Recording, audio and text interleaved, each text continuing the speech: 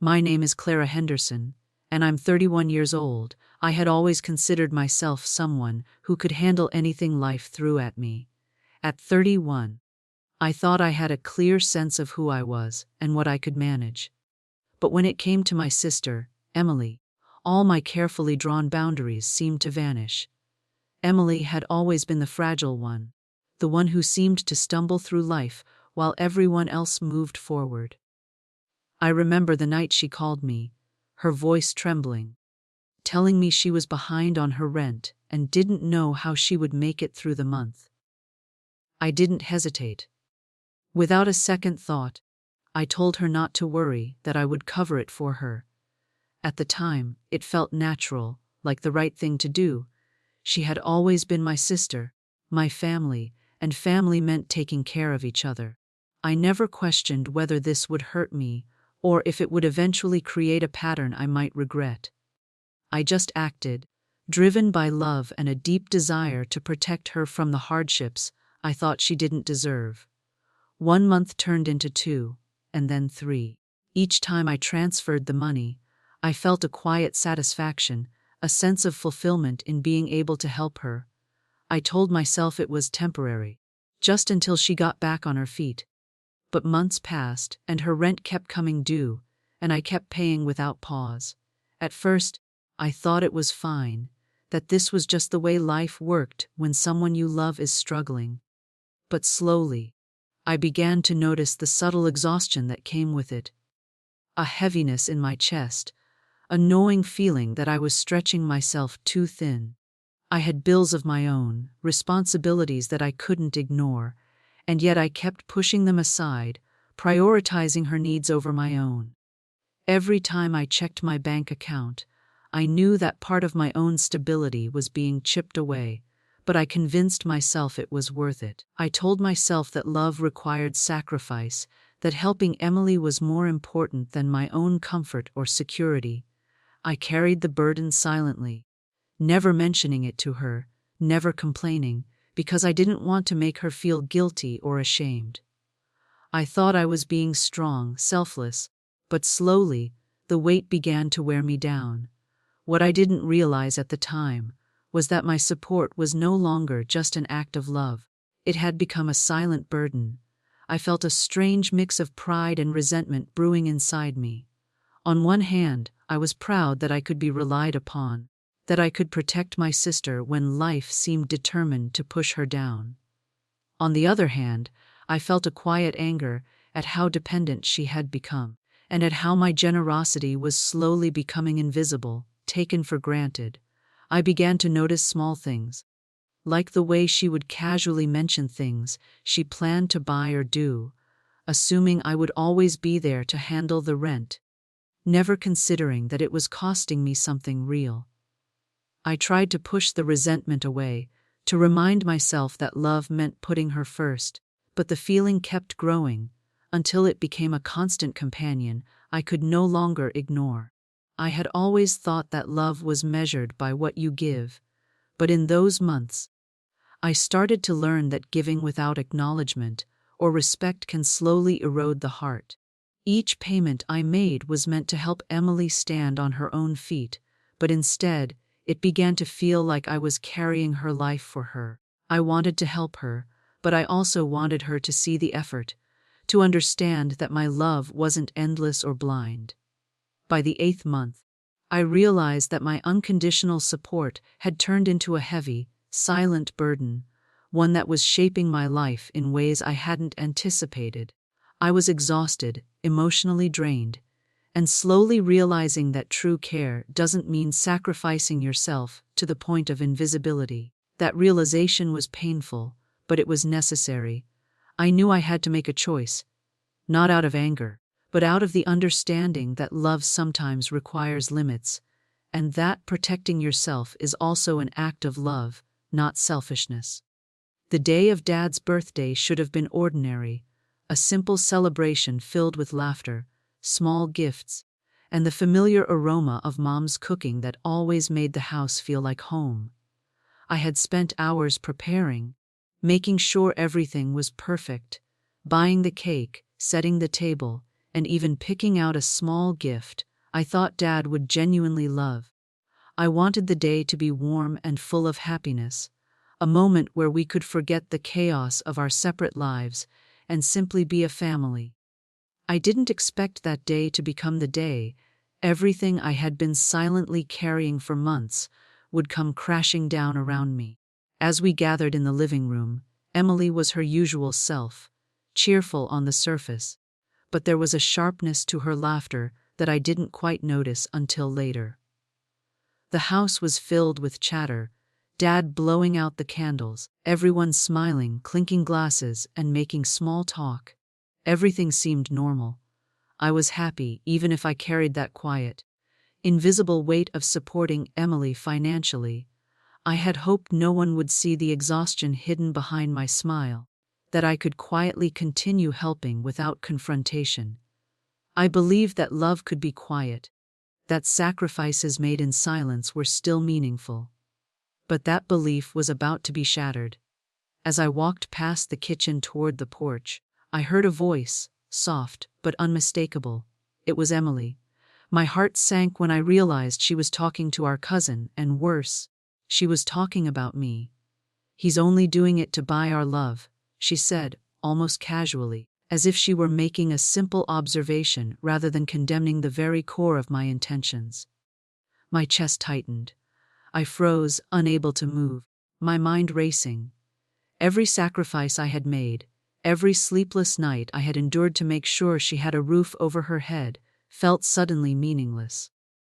She was telling someone else that I hadn't helped out of love, that all my effort had been a transaction, a calculated attempt to secure her affection. In that moment, I felt a mixture of disbelief, hurt, and a deep, burning sadness. I wanted to confront her, to yell and make her see the truth of what I had done for her. I wanted her to understand that my love wasn't something that could be bought or questioned. It was something I had given freely, from my heart, even when it cost me dearly. But instead I did nothing. I walked away quietly, forcing a smile that felt heavy and unnatural as I returned to the table. I sat through the rest of the party with a careful composure, hiding the storm that raged inside me, while the smell of cake and laughter around me seemed distant and hollow. As the night wore on, I realized that the most painful part wasn't the words themselves, but the realization that someone I had loved and supported could see my sacrifices so completely wrong. It wasn't just disappointment, it was a feeling of invisibility, of being misunderstood at the deepest level. For months, I had given everything I could to help her, thinking it would bring us closer, that she would understand and appreciate it. Instead, my intentions were twisted in her mind, and I felt the sting of betrayal not from money, but from the lack of acknowledgement, from the misunderstanding of my heart. That moment changed something inside me. I understood that sometimes love and effort are invisible to those we care about most. The pain of being misjudged doesn't just hurt for a moment, it lingers, settling into the spaces where trust and affection should live. And yet, it also became a turning point, forcing me to reflect on the boundaries I had allowed to be crossed, the silent burden I had carried for too long, and the truth that love alone cannot bridge misunderstanding. I left Dad's birthday with a heavy heart, carrying a truth I wasn't ready to confront yet. That love can be misinterpreted, sacrifices can be invisible. And sometimes the most difficult part of caring for someone is realizing they may not see your heart the way you see theirs. That day was not just a party, it was a lesson in pain, humility, and the fragile nature of human understanding. That night, after Dad's birthday, I went home carrying a storm of emotions I could barely name. Anger, hurt, disappointment, and exhaustion all tangled together, leaving a heaviness in my chest that felt impossible to lift. I sat on the edge of my bed, staring at my hands, thinking about everything I had done for Emily over the past 8 months. Every late night transfer, every worry about my own bills, every time I told myself it would be temporary, it all rushed through my mind like a flood. I had given her so much, not out of obligation, not because I had to, but because I loved her, because I wanted to see her stand on her feet and thrive. And yet, in one careless sentence, she had reduced it all to something transactional, something shallow, as if I were merely trying to buy her affection. I thought about confronting her immediately, about telling her exactly what I had done for her, laying my heart bare, and demanding acknowledgement. But the truth was, I didn't want a fight. I didn't want words thrown back and forth that would only leave us both feeling worse. I realized that some moments require quiet strength, not noise. Some decisions are powerful not because they are loud or dramatic, but because they are deliberate and final. That night, I made a choice, a decision I knew would change everything.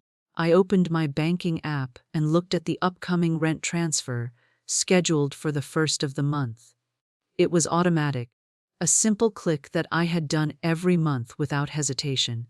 But now, with my heart heavy and my mind clear, I realized I didn't want to continue this pattern any longer. This wasn't just about money, it was about my self-respect, my boundaries, and my understanding of love. I hesitated for a moment, imagining the conversation that might come, the anger, the confusion, the guilt that might follow. But deep down, I knew that I had already carried this burden silently for far too long. This was not an act of cruelty. It was an act of self-preservation, of teaching both myself and Emily that love cannot exist without respect and understanding. When I finally tapped cancel, I felt a strange mix of relief and fear. Relief that I had set a boundary. Relief that I was taking control of my own life, for the first time in months. And fear of what this decision might do to our relationship. I knew it would hurt her, and part of me worried that it might hurt us irreparably. But I also knew that allowing myself to be used, even unintentionally, would hurt me even more in the long run. For 8 months, I had quietly borne the cost of helping her, and now it was time for her to step up, to face responsibility for her own life. In the days that followed, I tried not to dwell on the cancellation. I went to work, paid my own bills, and focused on my own stability. At first, there was an almost unbearable silence. No calls, no texts, no confrontation. Part of me wondered if I had been too harsh, if I had made a mistake in acting without warning. But gradually, I began to feel a weight lifting. It was as if a layer of exhaustion and resentment had finally been removed, making space for clarity and self-respect. That quiet decision, made in the stillness of my apartment that night, became a turning point. It was not about punishment, and it was not about proving a point. It was about realizing that love must have limits, that self-sacrifice cannot come at the cost of one's dignity, and that sometimes the strongest way to teach someone a lesson in responsibility is to step back and let them face the consequences. In that quiet act, I discovered my own strength and the power of setting boundaries, and though I didn't yet know how Emily would respond, I understood that I had finally chosen myself, and in doing so, I had chosen a healthier path for both of us. A few days after I canceled the rent transfer, my phone rang. When I saw Emily's name on the screen, my chest tightened, a mix of anticipation, anxiety, and dread rushing through me. I knew this call was inevitable, I had expected it. Part of me wanted to ignore it, to let the silence stretch out until she realized what had happened on her own. But another part of me, the part that still cared deeply for her, knew that avoidance wouldn't fix anything. With a deep breath, I answered. Her voice on the other end was sharp, almost accusing, and it cut through me like a knife. "You canceled it," she demanded. "Clara, my rent was due yesterday." "Why would you do that without telling me?" I could hear the anger in her tone, but underneath it, there was panic and fear, the immediate realization that she now had to face the reality of her situation. I paused for a moment, letting the weight of her words sink in. It wasn't just about the money anymore, it was about accountability, boundaries, and the truth we had both avoided for far too long. I spoke slowly, trying to keep my voice calm despite the emotions bubbling underneath. Because, Emily, I've been doing it for 8 months. And because you told people I was only doing it to buy your love. I could hear her intake of breath on the other side, a hesitation, as if she suddenly realized the depth of my hurt. Her anger faltered, replaced by confusion and a hint of guilt.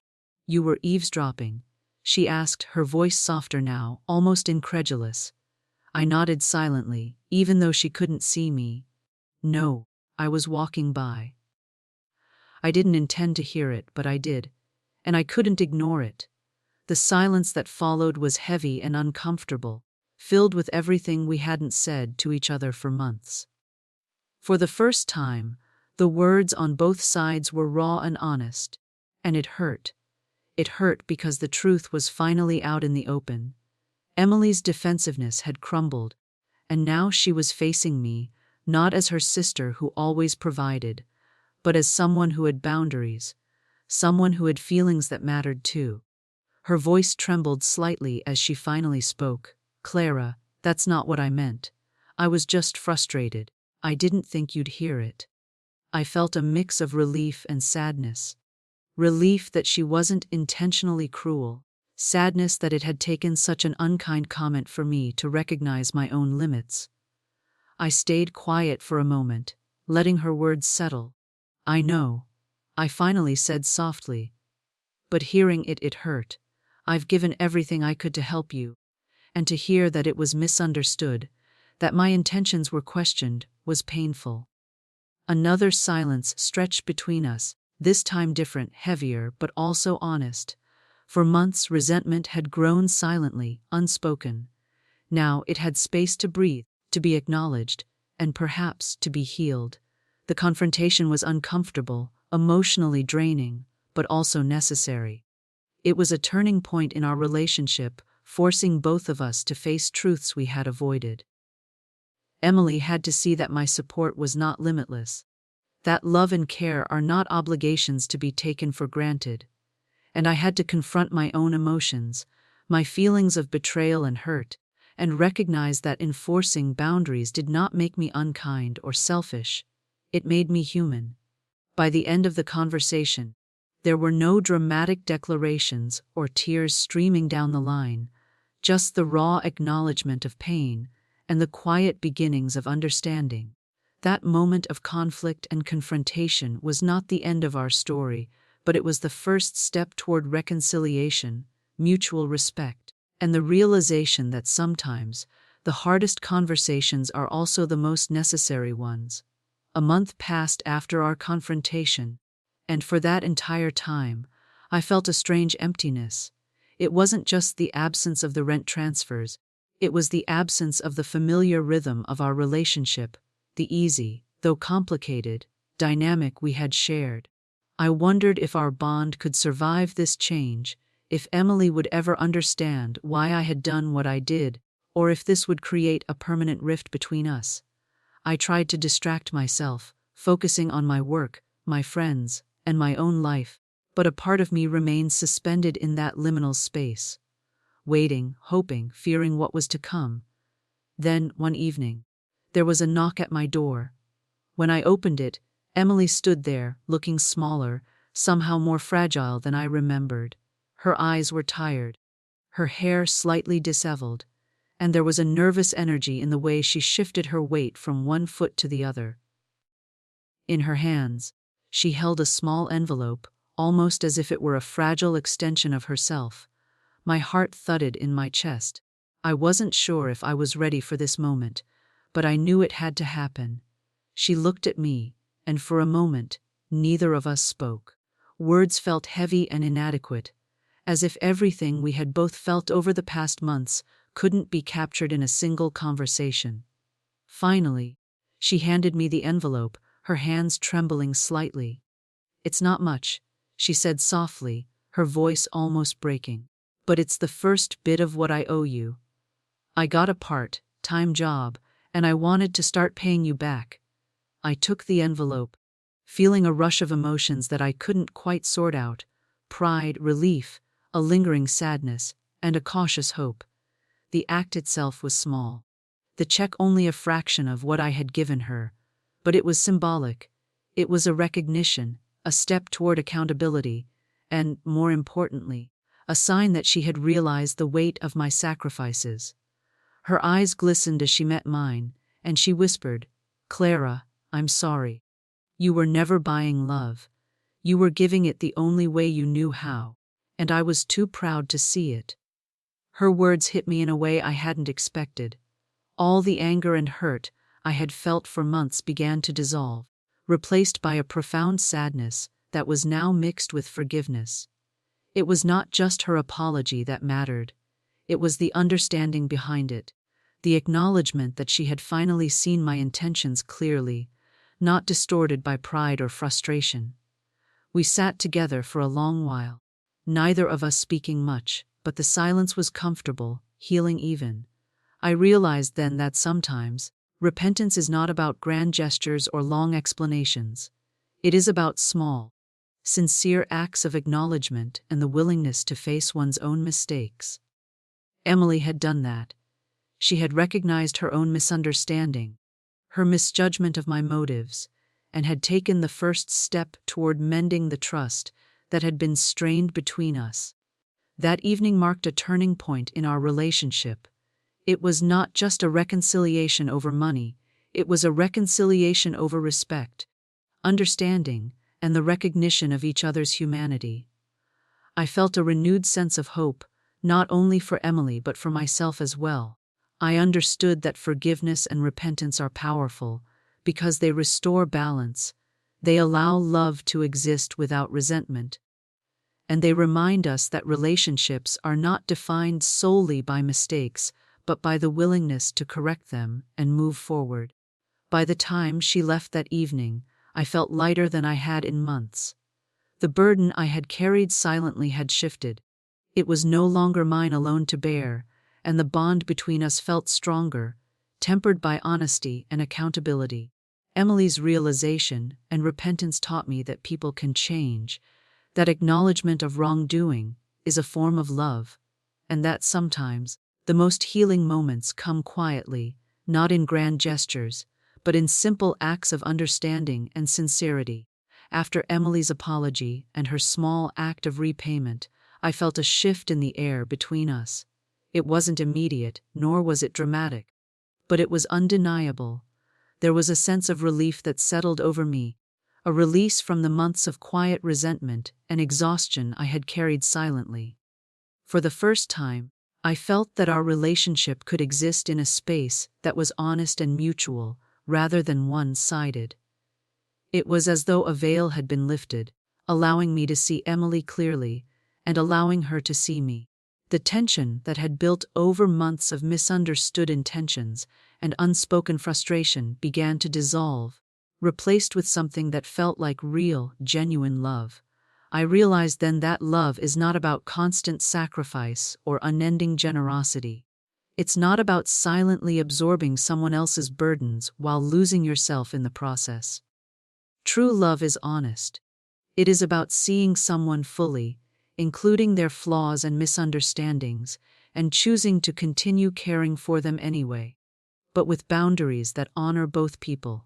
That evening, sitting across from Emily, I understood that our bond could be stronger than before, because it was now based on truth rather than assumption. She had acknowledged her mistake, and in doing so, she had shown me that love and respect could coexist. That acknowledgement, simple as it was, became the foundation for the healing that followed. Over the next few weeks, our relationship slowly began to rebuild itself, brick by brick. We started to communicate more openly. Small things, like checking in on each other's days, sharing thoughts without judgment, even laughing over shared memories, became acts of repair and trust. Emily began to take responsibility for her life in ways she hadn't before. She found a steady job, budgeted her expenses, and even took small steps toward her own independence. Watching her grow and take ownership of her life was one of the most rewarding experiences I had ever felt. It was a reminder that love does not mean carrying someone for them, but walking beside them as they learn to stand on their own. At the same time, I learned to care for myself in a way I had neglected for too long. I allowed myself to set boundaries without guilt, to say no when I needed to, and to recognize that my value was not determined by how much I gave to others. This balance, supporting Emily while also protecting my own well-being, became a new form of love, one that was sustainable and genuine. I realized that boundaries are not walls that keep people out. They are bridges that allow relationships to grow safely, allowing trust and respect to flourish on both sides. Our renewed relationship also taught me the importance of forgiveness, not just for others but for myself. I had carried the weight of her misjudgment, feeling hurt and misunderstood, and now I was able to release that pain. By forgiving her, I freed myself from resentment. By embracing honesty and vulnerability, we created a bond that was stronger than any simple act of financial support could have built.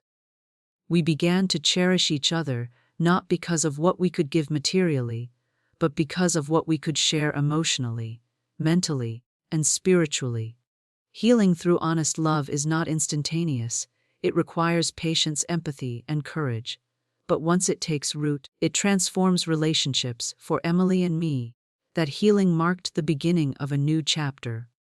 One where our love was no longer transactional or dependent on external measures of sacrifice.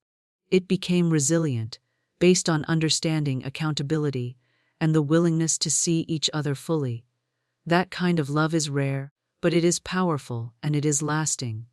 Over time, as Emily and I rebuilt our relationship, I began to reflect deeply on everything that had happened. The months of silent sacrifice, the hurtful words I had overheard, the confrontation, and the eventual reconciliation. It became clear to me that the most important lesson of all was not about money, responsibility, or even the dynamics between sisters. The real lesson was about love, boundaries, and self-respect. I realized that love, no matter how sincere, cannot thrive in a vacuum where respect and honesty are absent. Giving endlessly without acknowledgement or appreciation can slowly erode even the strongest bonds, leaving resentment and exhaustion in its place. This realization was painful, but it was also liberating. I understood that true love is not measured by how much you give or how many sacrifices you make. True love is measured by intention, respect, and integrity. When I had paid Emily's rent month after month, I had believed that love meant providing for her unconditionally. I had thought that my actions alone could keep our bond intact and that financial support could somehow compensate for emotional struggles or miscommunication. But I was wrong. Love is not about control, obligation, or trying to earn affection. It is about empowering the person you care for, respecting their agency, and fostering a relationship where both people are seen and valued for who they truly are.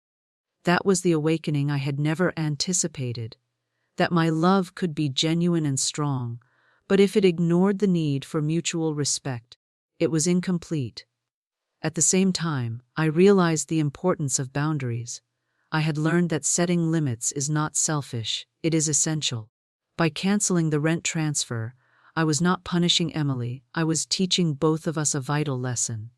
For her, it was a lesson in responsibility, accountability, and the consequences of underestimating the efforts of others. For me, it was a lesson in self-worth, in acknowledging that my well-being matters as much as anyone else's. Boundaries are not walls that block love. They are protective measures that allow love to grow healthily, preventing it from becoming draining or exploitative. This insight reshaped the way I approached all relationships, not just the one with Emily. Another awakening came in recognizing the power of honesty. I had tried to be silent for months, hiding my hurt and pretending that everything was fine, because I didn't want to cause conflict. But in the end, it was honesty, even when painful, that healed us. Confronting Emily, expressing my feelings, and allowing her to acknowledge her misjudgment opened the door to true reconciliation. I realized that honesty is an act of love, not cruelty. It is the foundation on which understanding, trust, and genuine connection are built. Without it, even the kindest gestures can be misinterpreted, and relationships can slowly wither in misunderstanding. Finally, I learned that empowerment is the ultimate expression of love. By stepping back and letting Emily take responsibility for herself, I wasn't abandoning her, I was giving her the gift of independence. Helping someone to stand on their own feet, rather than carrying them indefinitely, is one of the most loving things you can do. It teaches resilience, builds confidence, and ultimately strengthens the relationship. True care, I realized, is not about enabling dependence, but about encouraging growth, even when it is uncomfortable for both parties. Looking back, I can say with certainty that this journey changed me. I became stronger, wiser, and more compassionate, not in spite of the challenges, but because of them. I learned that love without respect is hollow, sacrifice without acknowledgement is unsustainable, and the courage to set boundaries is a profound act of self-love. The moral awakening was clear: real love empowers, protects, and honors both the giver and the receiver. It is honest, it is balanced, and it endures. True love is not measured by what you give, but by respect, honesty, and the boundaries that empower both hearts to grow.